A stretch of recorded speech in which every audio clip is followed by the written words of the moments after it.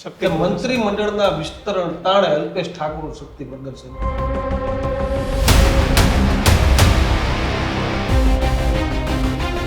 કે ભાઈ અલ્પેશ ઠાકોર એવો મેસેજ આપ્યો કે તમે જોઈ લેજો આ વખતે નિર્ણય કરતા પહેલા કે ભાઈ મારી સાથે ઠાકોર સમાજના કેટલા યુવાનો છે, આજે પણ મારું સંગઠન જીવતું છે, આજે ઠાકોર સેના એની એ જ છે. કોણે એવું કહ્યું ઠાકોર સેના નબળી પડી?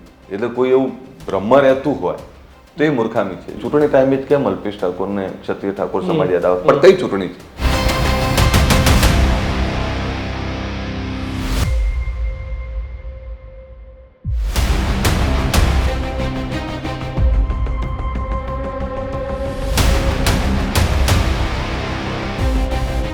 મારી વિધાનસભાનો કોઈ મતદાર મને ખકડાવે ને તો હું પ્રેમથી જ વાત કરી, મારે સાંભળવો જ પડે, મારી જવાબદારી છે.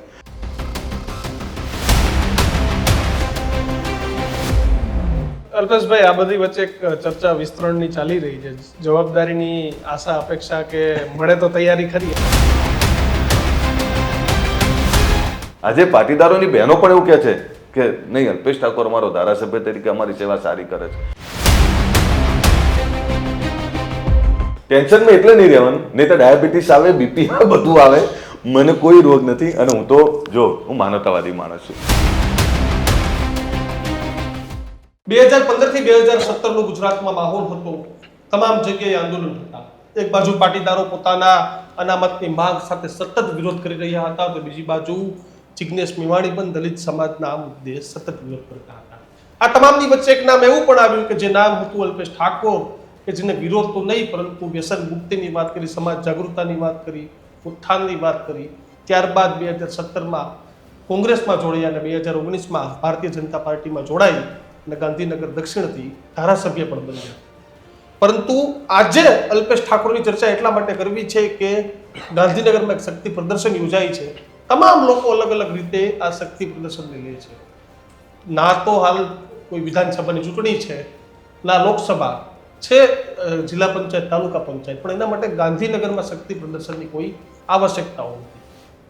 પરંતુ હાલ આ શક્તિ પ્રદર્શન કિશન ચર્ચાનો વિષય બની ગયો છે. બિલકુલ. એને જે ઓબીસી નેતા તરીકે જે ખાસ ઠાકોર સમાજને એકત્રિત કરવાની વાત હોય તો એમાં ઘણા લાંબા વર્ષો બાદ, એટલે કે માધવસિંહ સોલંકી બાદ કોઈ ઓબીસી નેતાને સફળતા મળી હોય તો અલ્પેશ ઠાકોરને મળી હતી, કારણ કે એનો મુદ્દો હતો વ્યસન મુક્તિ. ખાસ કરીને ઉત્તર ગુજરાત કે જ્યાં દારૂના કારણે પરિવારો બરબાદ થઈ રહ્યા હતા, મહિલાઓ પર દમન થતું હતું અને જે દીકરા દીકરીઓ છે કે જેને ભણવું હતું એ દીકરા દીકરીઓ પાસે ક્યાંક એમના ઘરમાં વ્યસનની બધીના કારણે પૈસા નહોતા મળતા અને ભણી નહોતા શકતા. અને આવા બધી બાબતોને લઈને અલ્પેશ ઠાકોર કે જે ઠાકોર સેનાના અધ્યક્ષથી લઈ અને ધારાસભ્ય સુધીની સફર પૂરી કરી, એમાં કોંગ્રેસ પણ આવી ગયું અને ભાજપ પણ આવી ગયું.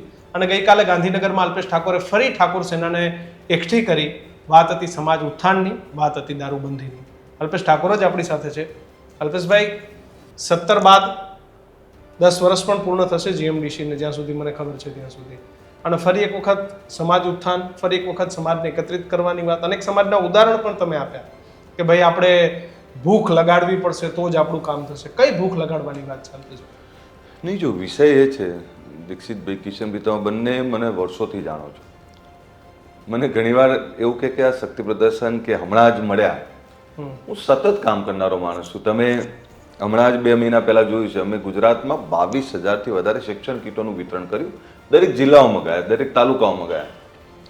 સમૂહ લગ્નો જે અમારા ચાલતા હોય છે, શિક્ષણના મેળાવડા ચાલતા હોય છે, વ્યસન મુક્તિની સભાઓ ચાલતી હોય છે, જ્યાં પણ નાની મોટી સોશિયલ એક્ટિવિટી જરૂરિયાત ઊભી થતી હોય ત્યાં અમે દરેક જગ્યાએ ઊભા રહેતા હોય છે. એટલે ગાંધીનગર બોલાવ્યું એટલે સ્વાભાવિક છે, અમને ખબર હતી કે ગાંધીનગર આ મિટિંગ બોલાવશું એટલે ચર્ચાનો વિષય તો બનશે.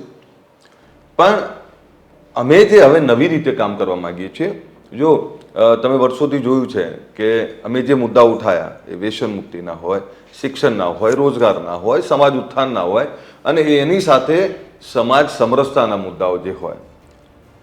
અમે જ્યારે આ સંગઠનની સ્થાપના કરી ત્યારે આ સમાજમાં વ્યસનો ખૂબ હતા. તો અમને એવું થયું કે પહેલાં કોઈ માણસને જો સુધારવો હોય તો પહેલો વ્યસનોમાંથી બહાર નીકળે તો જ કોઈ વિચારો ગ્રહણ કરશે. અમે વ્યસન મુક્તિની વાત કરી, એ પછી અમે શિક્ષણની વાત કરીને મફત ટ્યુશન ક્લાસીસો, લાઇબ્રેરીઓ, આ બધું જ કર્યું અમે. એની સાથે રોજગારીની વાત કરી, પ્રી ભરતી તાલીમ સેન્ટરોની વાત કરીને એના કારણે આજે અનેક દીકરા દીકરીઓ સરકારી અને પ્રાઇવેટ અને અર્ધ સરકારી નોકરીઓમાં સિલેક્ટ થયા છે. હવે અમે જે નક્કી કર્યું છે કે કોઈ પણ સંગઠન એની જે વિચારધારા છે એ વિચારધારા આ કોઈ નવું નથી. 2011માં શરૂ કરેલી આ યાત્રા આજે 14 વર્ષ થયા. એ વિચારધારા આ છેવાડાના ગામડાના સામાન્ય લોકોને મુખ્ય ધારામાં લાવવાની આ વિચારધારા. અમે જે શરૂઆત કરી ત્યારે અમે યુવાન હતા. આજે અમારી પણ હવે ઉંમર થવા લાગી. હવે અમને એવી જરૂરિયાત છે કે આ સંગઠનમાં પણ હવે યુવા પાંખ ઊભી કરવી પડે. કારણ કે જે યુવાનો 25 વર્ષના હતા આજે 40 વર્ષના થયા, જે 30 ના હતા એ 45 ના હતા, 35 ના હતા એ 50 ના થયા. તમે યુવાનમાંથી દાદા સુધીની સફર હા, એટલે સ્વાભાવિક છે કે તમારે જમાના સાથે ચાલવું પડે, નેતૃત્વ આપતા શીખવું પડે. એટલે અમે જે તૈયારી કરી છે એ નવું નેતૃત્વ ઊભું કરીને નવા લોકોને નેતાગીરી આપવા માટેની આ તૈયારી છે. વિષય એ છે કે અમે સમાજના માર્ગદર્શકો એવા તૈયાર કર્યા કે જેને આ છેલ્લા 15-20 વર્ષમાં સમાજને નજીકથી જોયો છે, ગામડાને નજીકથી જોયો છે, બીજા સમાજોને પણ નજીકથી જોયા છે, બીજા સમાજો સાથે પણ કામ કર્યું છે. એટલે એવા સમાજ માર્ગદર્શકો 1050 અમે તૈયાર કર્યા. આ છેલ્લા 3 મહિનામાં સિલેક્શન ચાલતું હતું. બીજું તમને કોઈ નહીં ખબર હોય, છેલ્લા 6-8 મહિનાથી તમને કદાચ મેં દેખાડ્યું હતું કે છેલ્લા 6-8 મહિનાથી અમે નવી ગ્રામ સમિતિઓની રચના કરી રહ્યા હતા. આજે અમારી 9200 ગ્રામ સમિતિ હતી. આજે અમે નવી ગ્રામ સમિતિઓમાં 6000 નવી ગ્રામ સમિતિઓ 6400 એ અમારી જોડે બનીને આવી ગઈ છે. હવે આની જોડે કામ શું કરાવવું? શું ફક્ત સંમેલનોમાં જોડાવું, ક્યાંક સમૂહલગ્ન હોય, ક્યાંક નાની મોટી તકલીફ પડી હોય ત્યાં જ જોડવું, કે પછી આ વિચારધારાને જીવતી રાખવી? મને આ જે સંપ્રદાયો જોયા મેં, સ્વાધ્યાય પરિવાર, સ્વામિનારાયણ સંપ્રદાય, આવા જે કોઈ સંપ્રદાયો એ સતત એનું ચિંતન કરતા, સતત એ વિચારધારાને મૂકતા હોય, દર શનિ રવિ એની બેઠક થતી હોય, ત્યાં આ વાત થતી હોય, તો મને એવું થયું, અમે બધાએ બેઠા એટલે મેં કહ્યું કે આપણે કેમ આવું ના કરી શકીએ? કોઈ વિચારધારા મૂકો છો તો વિચારધારાને વધારે લાંબો ટાઈમ ટકાવવા માટે શું કરવું? તો કે એની અંદરથી એવા લોકો તૈયાર કરવા જે વૈચારિકતાને આગળ લઈ જાય, જે વિચારધારાને આગળ લઈ જાય. તો એવા 1050 અમે આઈડેન્ટિફાઈ કરેલા 3-4 મહિનામાં બોલકા, હોશિયાર અને બીજાને કંઈક આપી શકે, પોતે ગ્રહણ કરીને એ વાતને નીચે પર્કોલેટ કરી શકે, લોકો સુધી પહોંચાડી શકે, એવા વૈચારિકતા વાળા અમે યુવાનો તૈયાર કર્યા. અને એવા દરેક યુવાનને એકને અમે 4 ગામની જવાબદારી આપી. અમારી જોડે આ 15-20 દિવસમાં આખો તૈયાર થઈને આવી જશે. એ એક વ્યક્તિની 4 ગામની જવાબદારી, એટલે ઓલમોસ્ટ 4000 થી વધારે ગામોની યાદી અમારી જોડે આવી જશે. હવે એ એક વ્યક્તિ એક ગામમાં કેટલી વાર જાય? તો કે દર રવિવારે એને જવાનું. પણ હવે આ જે છે આ બધાએ પોતાની નીચેના 10-10 વૈચારિકતા વાળા કામ કરી શકે એવા બોલકા, હોશિયાર, સર્વગ્રાહી વિચારી શકે, સમરસતાની વાત કરી શકે, શિક્ષણની વાત કરી શકે, રોજગારની વાત કરી શકે અને પોતે વ્યસન મુક્ત હોય એવા 10-10 યુવાનો બીજા તૈયાર અમે એ લિસ્ટ મંગાવી લીધું છે. એટલે ઓલમોસ્ટ 11000 અમારા પ્રચારકો, કાર્યકર્તાઓ, એ જે એટલે સંઘ જેવું કામ કરશે એમ? નહીં, જો સંઘનું કામ બહુ જૂનું છે અને બહુ આઈડેન્ટિફિકેશન સાથે અને બહુ જ એક રાષ્ટ્રવાદની વિચારધારા સાથે લોકો કામ કરે છે. અમે જે કામ કરીએ છીએ એ જ વિચારધારા અને એવી જ વિચારધારા, એટલે સમાજની વિચારધારા કે સમાજના ગરીબ લોકોને, કિશનભાઈ, એવા લોકોને સતત જ્ઞાન આપવું પડે, સતત એ વિચારધારા સાથે જોડેલા રાખવા પડે. અને એમાં દર મહિનાનું છેલ્લું અઠવાડિયું અમે કોઈ એક વિષયને આજે મૂકી દીધો એવું નહીં. એક વિચાર વ્યસન મુક્તિની વાત તો આખો મહિનો 4000 ગામડામાં વ્યસન મુક્તિનું જ કામ થતા કરશે. એના માટે જે કરવું પડે એ શહેરી નુક્કડ નાટક કરો, ક્યાંક નાના ઉદાહરણો આપો, ક્યાંક લોકોને બીજાને જોડો, ક્યાંક કોઈને પ્રતિજ્ઞા કરાવો. પણ છેલ્લો અમારો રવિવાર જે હશે એમાં કરંટ ઇસ્યુ, એટલે દુનિયામાં શું ચાલે છે, દેશમાં શું ચાલે છે, આનાથી અવગત કરાવવા. એટલે જનરલ નોલેજની સાથે અમે એક વિચારધારા ઊભી કરવી અને એના માટે અમે આ કામ કરી રહ્યા છીએ. અલ્પેશભાઈ, કેમ જરૂર પડી? તમે તો સત્તાના પ્રવાહમાં જોડાઈ ગયા, વ્યસન મુક્તિની જે તમે વાત કરી હતી એના પર ઘણા બધા કઠોર નિર્ણયો પણ આવ્યા છે તે સમયમાં. તો કેમ તમારે અત્યારે આ બધી વસ્તુઓ પાછી શરૂ કરવી પડી? કેમ સમાજને એકત્રિત કરવાની જરૂર પડી? પાછી ક્યાં શરૂઆત કરી છે? મને તો સવાલ કરો એટલે મને હસવું એટલે આવે કે આ તો સતત ચાલતી પ્રક્રિયા છે. અમે સતત કરી રહ્યા છીએ. પણ તમે કીધું ગાંધીનગર આ પ્રમાણનું સંમેલન મેં લાંબા સમય પછી જોયું કે ના, એકચ્યુઅલીમાં એવું હતું દીક્ષિતભાઈ કે ગાંધીનગરમાં ટાઉન હોલ છે ને, એ ટાઉન હોલ બહુ સારો હતો અને અમને એવું થયું કે અહીંયા સગવડો આપણે સારી આપી શકશું. બીજું, અમારા યુવાનોને અહીંયા આવવાનો એક ઈચ્છા હતી કે ભાઈ ગાંધીનગર કરો. નહીંતર અમે કરી શક્યા હોત, અંબાજી કરી શક્યા હોત, સોમનાથ કરી શક્યા હોત. પણ બધાનું કહેવાનું એવું હતું કે સાહેબ જનરલ કારોબારી કરીએ છીએ ને, બીજી નાની મિટિંગો, ટ્રેનિંગ કેમ્પો બીજે કરશું, પણ જનરલ કારોબારી છે ગાંધીનગર રાખો એટલે બધા એના ધ્યાનમાં આવશે. બહુ ચોખ્ખી વાત છે. એ સમાજના પણ ધ્યાનમાં આવે, બીજા સમાજો પણ એની નોંધ લે અને મીડિયા પણ નોંધ લે આ બહુ એ લોકોનું બધાનું કહેવાનું બહુ ક્લિયર હતું. અને નોંધની સાથે અહીં જે વ્યવસ્થા હતી યુવાનો ખુશ થઈ ગયા. તમે જો ઓવર ક્રાઉડ આવી, અમે તો જે અમારા કમિટેડ કાર્યકર્તાઓને બોલાયા તેની સાથે 3200 થી 3400 કાર્યકર્તાઓ, કારણ કે એટલે આવ્યા એ બધા કે સાહેબ અમને કેમ નહીં. હવે અમે ગ્રામ સમિતિનું સંમેલન કરવા જઈ રહ્યા છીએ અને એ 6400 ગ્રામ સમિતિ આઈડેન્ટિફાઈ કરેલા અને ગ્રામ સમિતિના 6400 એટલે પ્રમુખ ઉપપ્રમુખ બોલાવવાના છીએ. એટલે ઓલમોસ્ટ 12000 કાર્યકર્તાઓનું સંમેલન કરવા જઈ રહ્યા છે. વિષય એટલો જ છે, વિચારધારાને જીવતી રાખવી હોય તેને કામ આપવું પડે. કાલ મેં પૂછ્યું હતું ગઈ વખતે તો અમારો કદાચ વિડીયો જોયો, ભાઈ તમે કામ કરવા તૈયાર હો તો હું કામ આપવા માટે જ બોલાયા છે મેં તમને. તમે આપણે જે વિચારધારા મૂકી છે વિચારધારાને વધારે મજબૂત કરવી હોય તો સતત કામ કરતું રહેવું પડે ને, એના માટેની આ વાત છે. અલ્પેશભાઈ, તમામ મીડિયામાં ગઈકાલથી આજે પણ એક હેડલાઇન વાગે છે કે મંત્રીમંડળના વિસ્તરણ તાણે અલ્પેશ ઠાકોર શક્તિ પ્રદર્શન. પણ ક્યારે થવાનું છે મને જ નહીં ખબર.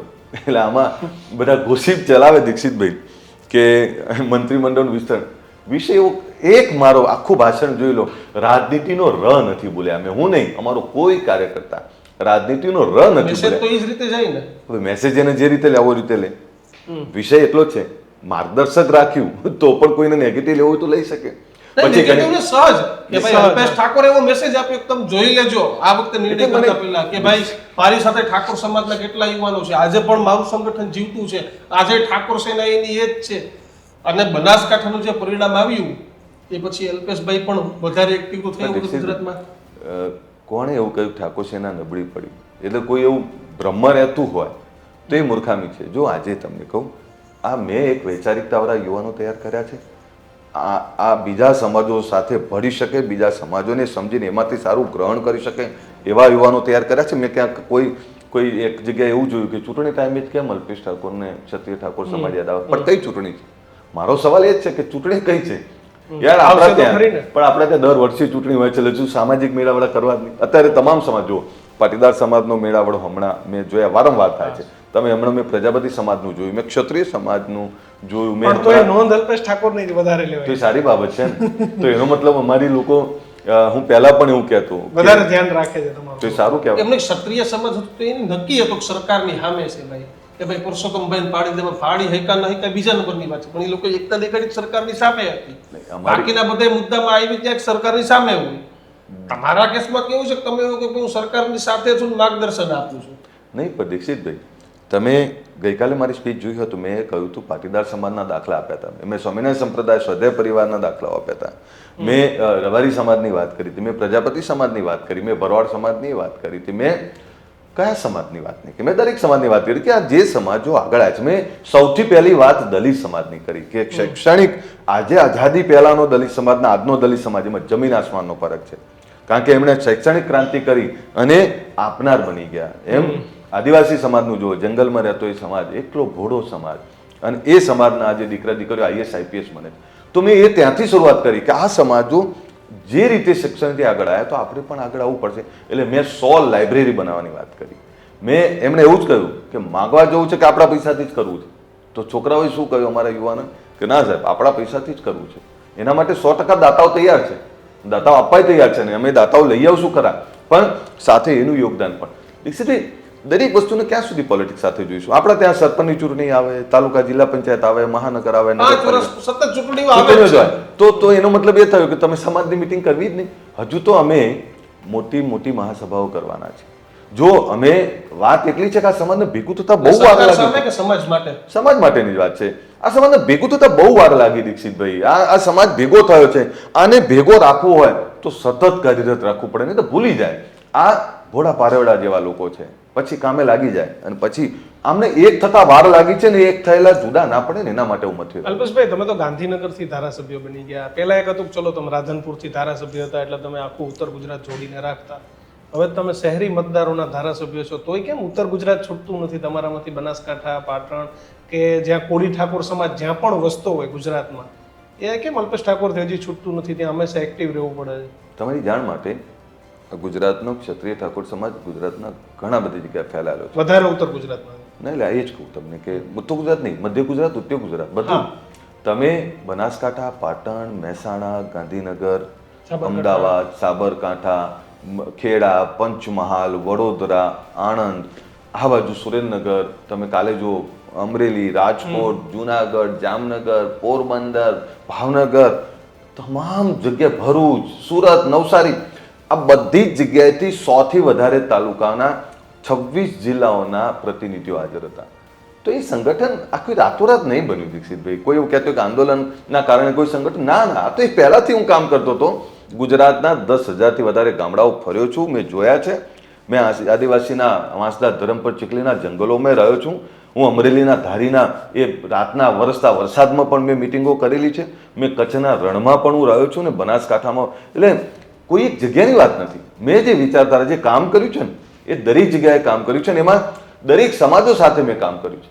તમે એકલા ઠાકોર સમાજ, એકલા બક્ષીપતની વાત ના કરો. મેં તો પાટીદાર સમાજ સાથે કામ કર્યું છે. મેં આદિવાસી સમાજ, દલિત સમાજ સાથે કામ કર્યું છે. આજે દલિતમાં જાઉં તો એવું લાગે છે કે મારો દીકરો આવ્યો, મારો ભાઈ આવ્યો. આદિવાસીમાં જાઉં તો એવું જ કહે છે કે આપણો દીકરો છે, આપણો ભઈલો છે. આજે પાટીદારોની બહેનો પણ એવું કહે છે કે નહીં, અલ્પેશ ઠાકોર અમારો ધારાસભ્ય તરીકે અમારી સેવા સારી કરે છે. અમારે અહીંયા રબારી સમાજ હોય કે ભરવાડ સમાજ હોય કે તમામ સમાજો, દરબાર સમાજ એવું કહે છે કે આ તો આપણો દીકરો છે. એમ મેં તમામ સમાજો સાથે ભળતા કર્યા છે. મેં પણ એ જ વાત મૂકી છે. મેં કટ્ટરવાદની વાત નથી મૂકી. મેં વાત મૂકી છે તમામ સમાજોની સાથે રહીશું તો જ આગળ આવશું. ને એટલે હવે અમને જે ભૂખ લાગી છે કે શિક્ષણ થકી આ સમાજમાં જે કંઈ જાગૃતિ ઊભી થઈ છે, આ જાગૃતિને વધારે મજબૂત કરવી છે ને, આ એટલે અમે આ બધું. અલ્પેશભાઈ, ઉત્તર ગુજરાતમાં અને સૌરાષ્ટ્રમાં બે જગ્યાએ અત્યારે મુદ્દો શરૂ થયો છે. પ્રેમ લગ્ન બાબતે કાયદો બનાવવામાં આવે.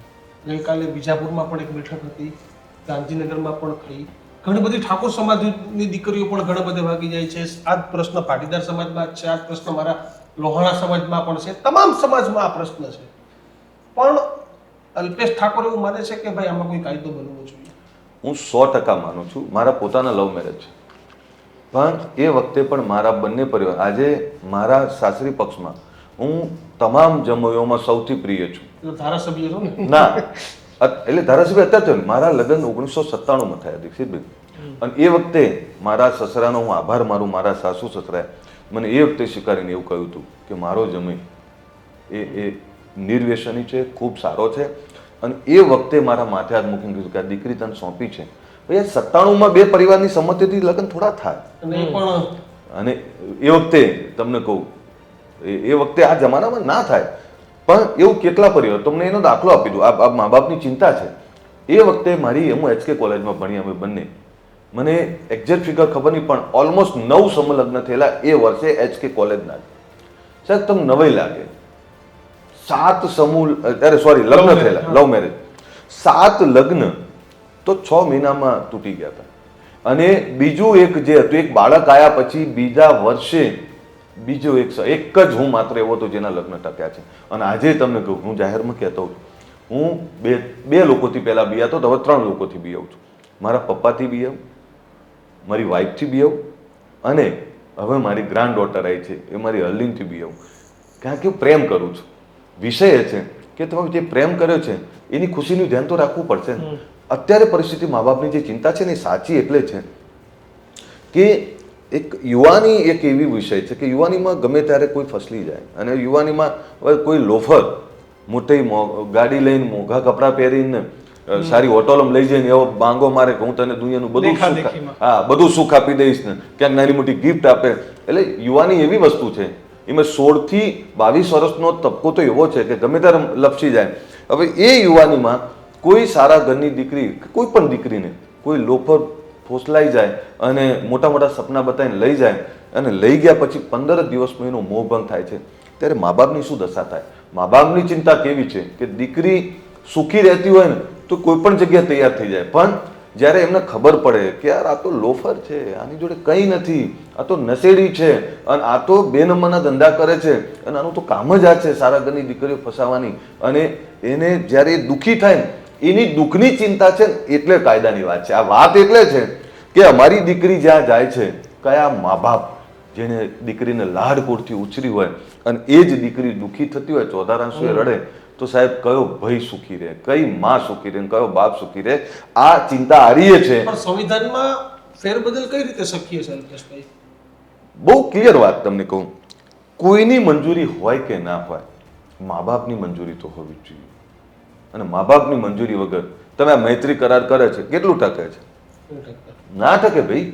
તો એ દીકરીની શું હાલત થાય? અરે કોઈ છોકરો ગમે ત્યાં હવે એ તો આખી જિંદગી વાંઢો મોં ફરી ખાય તો આપણે શું ફરક પડે? પણ દીકરીને કઈ રીતે જીવવાનું? આ વિષય દીકરીનો છે અને દીકરીનો વિષય છે ને ત્યારે હું સ્પષ્ટ માનું છું કે 100% કોઈ કાયદો બનવો જોઈએ. અલ્પેશભાઈ, તમારા માટે આજની તારીખે ધારાસભ્યનું પદ મોટું છે કે ઠાકોર સેનાના સુપ્રીમોનું પદ મોટું છે? કિશનભાઈ, મને ઓળખ ગુજરાત ક્ષત્રિય ઠાકોર સેનાએ આપી છે, બિલકુલ. ઓબીસી એકતા મંચે આપ્યું છે. આ વાસ્તવિકતાની વાત છે. જે જવાબદારી માટે મને એ લોકોએ રાજનીતિમાં મને મોકલ્યો એ પણ એટલી જ ઈમાનદારીથી નિભાવું છું. ધારાસભ્ય તરીકેની પણ એટલી જ ઈમાનદારીથી નિભાવું છું. એટલે મારા માટે ગુજરાત ક્ષત્રિય ઠાકોર સેના ધારાસભ્ય અત્યારે જે છું, જ્યાં સુધી છું ત્યાં સુધી મારી અહીંની જનતા, મારા અહીંના લોકો, અહીંના તમામ 18 આલમના તમામ સમાજના લોકો, તમામ વિસ્તાર આની સુખાકારીનું ધ્યાન રાખવું એ પણ મારી એટલી જવાબદારી છે. અને આ જે મિટિંગ જોઈ તમે એ પણ એટલી જ છે કે ગુજરાત ક્ષત્રિય ઠાકોર સેના પણ એટલી જ જરૂરી છે. એટલે જે લોકોએ છેલ્લા 15 વર્ષથી જે લોકો માટે મેં કામ કર્યું હું કેવી રીતે છોડી શકું, એને કેવી રીતે ભૂલી શકું? એ નથી ભૂલી શકતો ને એટલે આ બધી મિટિંગો થાય છે ને વારંવાર થાય છે. હવે વારંવાર જ્યારે હું એ લોકોની વચ્ચે રહેતો હોઉં, તમે જોયું ગુજરાતના તમામ દરેક મહિનામાં 2-3 મિટિંગ થતી હોય, તમે ગાંધીનગર હતું એટલે નોંધ લીધી. મારા માટે બધું જ મહત્વનું છે. અને અહીંયા જ્યારે અહીં છું ત્યારે અહીંના તમામ સમાજો, તમામ વિસ્તારનો પ્રેમ મેળવવા માટે હું પ્રયત્ન કરતો હોઉં છું. મારા લોકોએ મારા પર જે ભરોસો મૂક્યો છે એને ટકાઈ રાખવા માટે હું હંમેશા કાર્યરત હોઉં છું. એટલે મારા માટે બધું જ મહત્વનું છે. હું કોઈ એકને ઇગ્નોર ના કરી શકું. 10 વર્ષમાં શું મળ્યું, શું ખૂટે છે અને 10 વર્ષને કેવી રીતે ફરી એક વખત લોકોની વચ્ચે લઈ જવા? કિશનભાઈ, 10 વર્ષમાં કદાચ હું ધારાસભ્ય થઈ ગયો છું પણ મારે જે જોઈએ છે હજુ નહીં મેળવી શક્યો. અને મારે જે જોઈએ છે એ સમાજની શૈક્ષણિક વ્યવસ્થાઓ, ગરીબ લોકોની શૈક્ષણિક વ્યવસ્થાઓ, જેમાં તમામ સમાજના બાળકો ભણતા હોય. હવે તો અલ્પેશભાઈ 2019 માં તો સત્તા પક્ષ સાથે જોડાયેલા છો તમે. પણ અનેક વખત એવું કીધું કે ભાઈ ભૂતકાળનું તમારું નિવેદન છે કે પાટીદાર સમાજને જમીન મંદિર બનાવવા માટે કે સંકુલ બનાવવા માટે કે તમને નવી લાગેલી જગ્યા વાત આપે તો ઠાકોર સમાજને કેમ નહીં? હવે તો અલ્પેશભાઈ જોડાયેલા છે, કેમ ઠાકોર સમાજનું સંકુલ નહીં બનતું? એટલે મેં માંગી, મેં અડાલજમાં જ જગ્યા માંગી. મને 58 કરોડનું અધિકારીઓએ તૈયાર કરીને આપી કે આમાં 58 કરોડની વેલ્યુએશન થાય છે અને એમાંથી તમે અડધા પૈસા ભરો તો તમને જગ્યા મળે. હવે હું એટલા બધા પૈસા ક્યાં લેવા જઈશ? એટલે અમે પ્રયત્ન એવો કરી રહ્યા છીએ કે 10-15 કરોડમાં અમને કોઈક વ્યવસ્થા મળી જાય તો અમે એવી વ્યવસ્થા કરી રહ્યા છીએ. દરેક જિલ્લાઓમાં અમારે જે શૈક્ષણિક ભવનો બનાવે છે એક એની વ્યવસ્થા કરી રહ્યા છીએ. અમે ઘણું બધું આગળ વધી ગયા છીએ. થશે એટલે આપને ખબર પડશે. પણ એટલું ચોક્કસ છે કે ગાંધીનગરમાં એક સારા શૈક્ષણિક ભવનની અને કોઈ માત્ર વિધિ પૂરતું નહીં, બહુ જ મોટું ભવ્ય, જેને આવનારા 50-100 વર્ષ સુધી ચાલે એવી વ્યવસ્થા, એક એવી વ્યવસ્થા કરવા જઈ રહ્યા છે. ને બીજું, બહુ જ આગળ વધી ગયા છીએ ને અમે દરેક જિલ્લાઓમાં એટલીસ્ટ 1-2 વીઘા જગ્યાનું પ્લાનિંગ થઈ ગયું છે. પણ જ્યાં સુધી ના થાય ત્યાં સુધી અમે નથી બોલવાના. પણ તમે કલ્પના કરો કે અડાલજમાં અમે 4 વીઘા જગ્યા માંગી એનો 58 કરોડ આવ્યું છે. એટલે એમાં કેટલો વધારે ફાયદો થઈ શકે અમને, અમે એનો પ્રયત્ન કરી રહ્યા છીએ. ક્યાં સુધી રાહ જોવાની? રાહ તો જોવી પડશે પણ કરી દઈશું. એટલે તમે કહ્યું ને કે રાજનીતિમાં કંઈ બીજું મળે ના મળે, પણ આ લોકોની શૈક્ષણિક વ્યવસ્થાઓ, સરકારના લાભો, અમે આ લીધો ને મુદ્દો, અમે આ માર્ગદર્શકો શેના માટે મૂકીએ છીએ? આ વિલેજ પ્રોફાઇલ તૈયાર કરશે. દરેક ગામમાં જશે 1 મહિનો કયો પરિવાર કઈ સરકારી યોજનાનો લાભ લઈ રહ્યો છે અને કઈ યોજના એને મળવા જેવી જોઈતી હતી જે એનાથી વંચિત છે તો એનો લાભ અભાવવા માટેની આ વાત છે ને. એટલે અમે જે આ કરી રહ્યા છીએ આ બધું, સરકારના લાભો પણ એટલા જ મળે, સરકારની યોજનાઓના લાભો એટલા મળે ને સરકાર એ લોકોને કઈ રીતે મદદરૂપ થઈ શકે એના માટેનું એક વર્કઆઉટ મોટું ચાલે. જીએમડીસી ની જાહેરાત કરી છે તમે ફરીવાર? ના, અમે પ્રયત્ન એવો કર્યો કે 26 જાન્યુઆરી 10 વર્ષ થાય, તમે શરૂઆતમાં પૂછ્યું તો ગાંધીનગરમાં 2 લાખથી વધારે લોકોનું રાતના 3 થી સવારના 6 વાગ્યા સુધીનું સંમેલન બોલાવ્યું.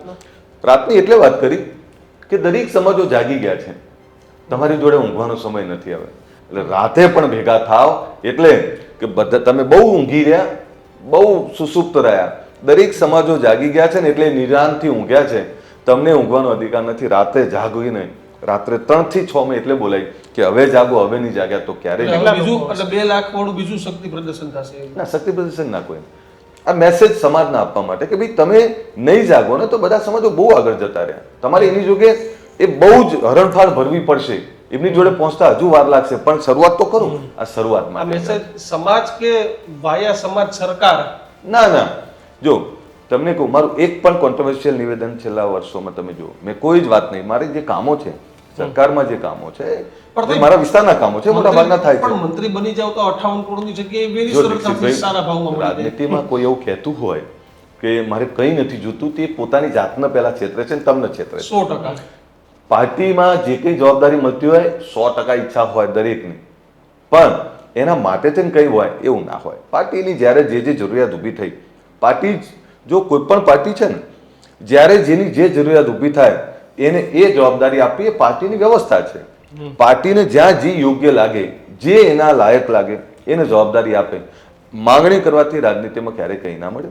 તમારે તમારું કામ ઈમાનદારીથી કરે. એટલે માગણીથી ના મળે, પણ આ રીતે તમે તમારી હ્યુજ હવે તમે તાકાત બતાવો કે તમે આને આ રીતે હજી હું બોલતા આ હોય. છું એમ. અમે નહીં તમને કહું કે કાલ ઉઠીને સૌરાષ્ટ્રમાં જયેશ રાદડિયા એટલું ભીડ ભેગી કરે અલ્પેશ ઠાકોર અહીંયા- અલ્પેશ ઠાકોર માટેનો ટ્રેડમાર્ક શબ્દ શક્તિ પ્રદર્શન નથી.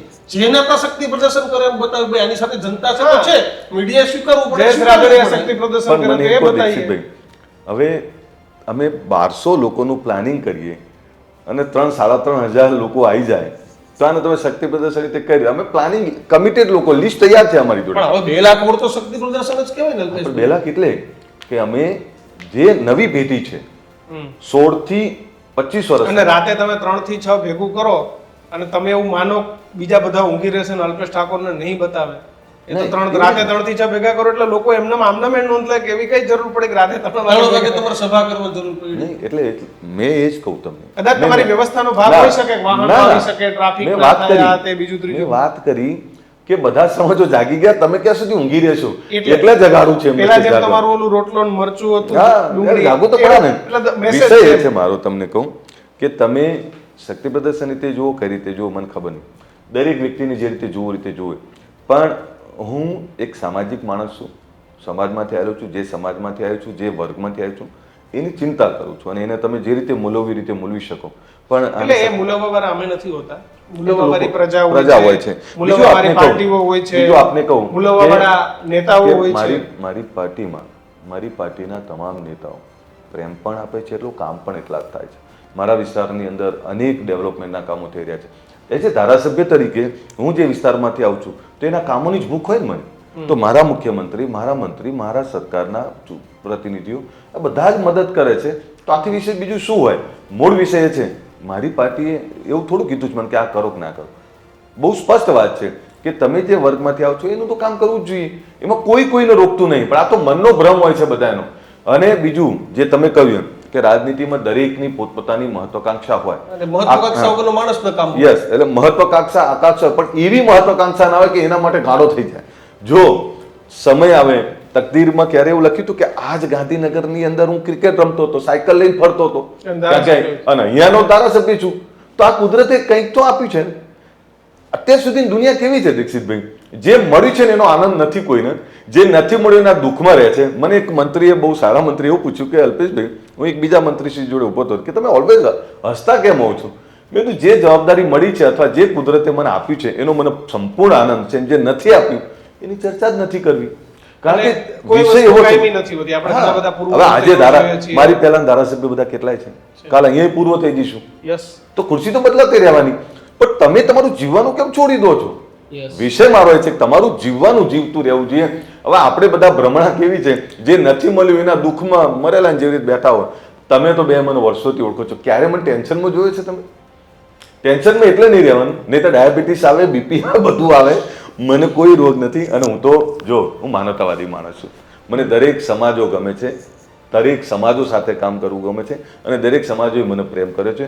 સવિશેષ જે સમાજમાંથી આવું છે એ તો પ્રેમ કરે જ, પણ બીજા સમાજો પણ પ્રેમ એટલે કરે છે કે મને દરેકથી આનંદ છે. એટલે તમે એટલું તમારી જોડેથી અપેક્ષા એટલી જ રાખું. તમે બંને બહુ લિજન્ડ પત્રકાર છો, સારા પત્રકાર છો, વર્ષોથી કામ કરો છો, તમને પણ ન્યૂઝની ભૂખ છે. પણ એક એટલું તમને કહી દઉં કે હું કોઈ દેખાડવા માટે નહીં કરતો, એ મને ગમે છે મારા આત્માની સંતોષી માટે, કે હું જે લોકો માટે આવ્યો છું એ લોકોને એવું ના થાય કે અલ્પેશભાઈ અમને ભૂલી ગયા, અને હું સતત એમના માટે મત છું. તમે જ્યારે આવો ત્યારે મારામાં લખતો જો. બીજું તમને એક ખબર છે, કદાચ 2 ફોન બીજા મારાથી ઉપડે કે ના ઉપડે, મારી વિધાનસભા અને JKTS આ બેનો ફોન મારી તાકાત નથી કે હું ના ઉપાડી શકું. મારી વિધાનસભાનો કોઈ મતદાર મને ખખડાવે ને તો હું પ્રેમથી જ વાત કરી, મારે સાંભળવો જ પડે, મારી જવાબદારી છે. એમ ઠાકોર સેનાનો કોઈ સભ્ય મને આમ મેસેજ કરે કે ફોન કરો, એટલે મારે કરવો જ પડે. કેમ નહીં? કારણ કે જે લોકો જોડે જોડેને આવ્યા છીએ એમનું તો કામ કરવું જ પડે ને, એમને જોડે કોમ્યુનિકેશન રાખવું પડે. પેલા બધા કાલે મને એવું ભાષણ કરતા હતા અમારા યુવાનો કે સાહેબ તમને મળીએ છીએ ને એટલે ચાર્જ થઈ જઈએ છીએ, પણ એમને નહીં ખબર કે હું એમના માટે પેલું નાનું 12 વોલ્ટનું ચાર્જર હોઈશ, પણ એ મારા માટે 100 વોલ્ટનું ચાર્જર છે, કારણ કે એ મારાથી ચાર્જ થાય છે એનાથી ડબલ હું ચાર્જ થઉં છું. અને કાલે તમને નવી લાગે, મારા 2-3 પાટીદાર મિત્રો મને પૂછતા હતા કેવું રહ્યું સંમેલન આપણું. સાહેબ આ બદલાવ છે. ત્યાંથી અમારા અહીંયા આવ્યો હું નમોત્સવમાં, તો પાટીદાર મિત્રો જે મારા લીજન છે એ લોકો એવું કીધું કેવું રહ્યું આપણું સંમેલન. જોરદાર રહ્યું. મને કે વાહ બહુ જોરદાર. તમને નવી લાગે, મને સરદાર ધામે આમંત્રણ આપ્યું છે.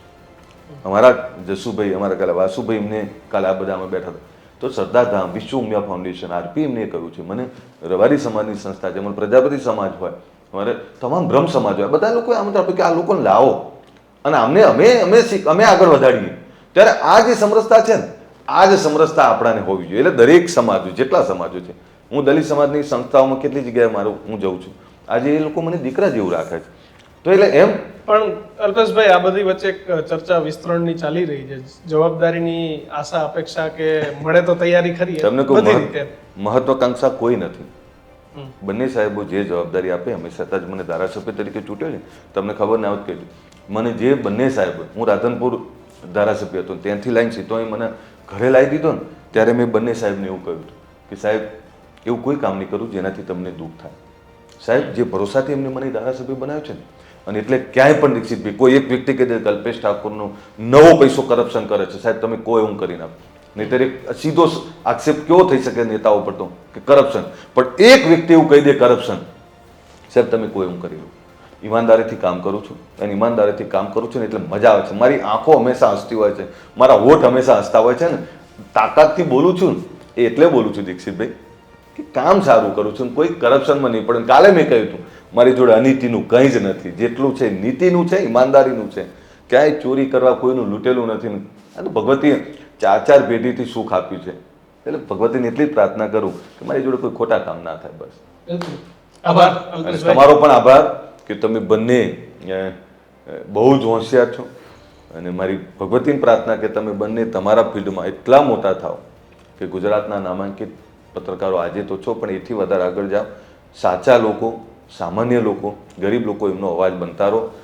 જો આપણા બધાની જવાબદારી તો સેમ છે, અમારી જોડે ખુરશી છે ને તમારી જોડે પાવર છે, પાવર બંનેનો સરખો છે.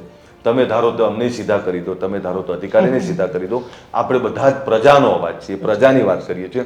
એટલે મારી તમને બંનેને એવી શુભકામના અને મને અપેક્ષા છે અને મને સંપૂર્ણ ભરોસો છે કે તમે બંને આ ગુજરાતમાં એક બહુ જ સારું કામ કરશો. અને તમારા જેવા ઘણા પત્રકારો જે કામ કરી રહ્યા છે, હું ઘણા પત્રકારો છે એવા જે બધા પ્રજાનો અવાજ બનીને કામ કરી રહ્યા છે, એ જ સારા પત્રકારોમાં તમારી પણ સાથે આવનારા સમયમાં જેમ અમે અપેક્ષા રાખીએ છીએ એમ તમે પણ બહુ જ મોટા પત્રકાર થાઓ એવી ભગવતી પ્રાર્થના. ખૂબ આભાર અલ્પેશભાઈ.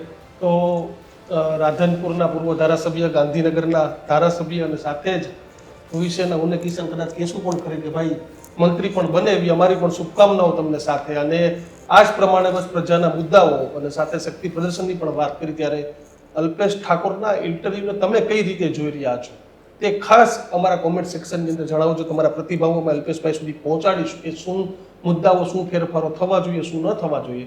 જો તમે ડિજિટલમાં જોઈ રહ્યા હો તો હવે GTPL પર આપણે 285 નંબર પર આવી ગયા છે, તો ત્યાં પણ જોઈને અમને આટલો જ પ્રેમ આપો. જોતા રહો ન્યૂઝરૂમ. નમસ્કાર.